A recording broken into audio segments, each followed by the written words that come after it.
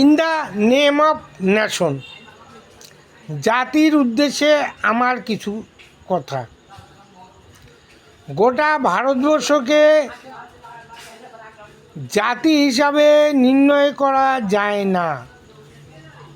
আমরা প্রকৃতপক্ষে যদি জাতির নামকরণকে বিশাল ব্রডলি অর্থাৎ বড় করে দেখার চেষ্টা করি, এই ক্ষেত্রে আমি সহজে এবং সংক্ষিপ্তভাবে বলবো কি, এইখানে জাতি বলতে আমাদের একটাই ভাবে চিহ্নিত করতে হবে, সেটা হলো আমরা ভারতীয়।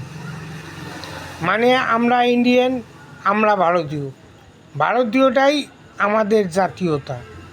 এখানে জাতি বলতে হিন্দু, মুসলমান, বৌদ্ধ, খ্রিস্টান নিয়ে আলাদা ধরনের দৃষ্টিভঙ্গি, আলাদা ধরনের বক্তব্য, আলাদা ধরনের আচার আচরণকে সাংবিধানিকভাবে তাকে বহিষ্কার করতে হবে। আমরা যেহেতু ভারতীয়, আর জন্ম থেকে মৃত্যু পর্যন্ত যারা ভারতে বসবাস করতেছে, ভারতকে ভালোবাসে এবং ভারতকে যারা কখনো মাতৃসম মূল্য এবং মর্যাদা দিতে ভুল করেনি, তাদেরকে ক্ষুদ্র জাতির বন্ধনে বাঁধা মনুষ্যত্বের কর্ম হবে না।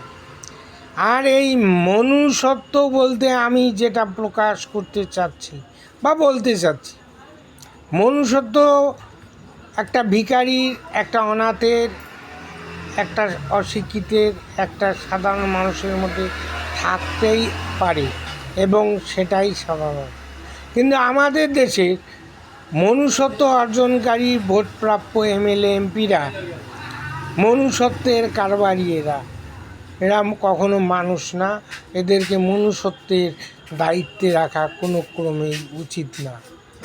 এদেরকে একটা সূত্রেই বাধা দেয়, সেটা হলো তুমি সঠিক কর্তব্য করো, জনগণের কাজ করো, নিজের কাজ করো না, নিজে 9 তালা 6 তালা 10 তালা করো না।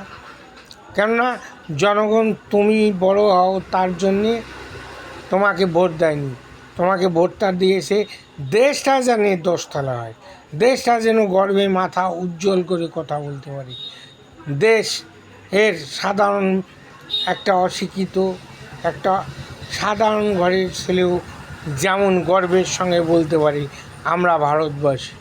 আমাদের এমএলএ বিখ্যাত, আমাদের এমএলএর মনুষ্যত্ববোধ আছে,